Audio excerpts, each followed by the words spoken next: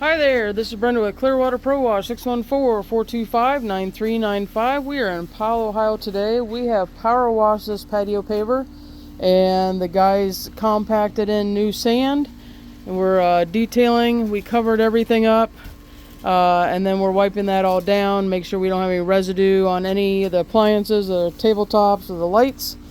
We're getting ready to water it down to set the sand. So this would be pretty close to what an enhancement sealer would look like. Not necessarily the gloss. We can make it glossy. We don't recommend it for our area. But the color tone, that would be pretty close to what it would be.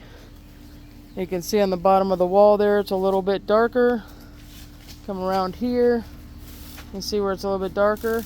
And then a matte finish would be very similar to this.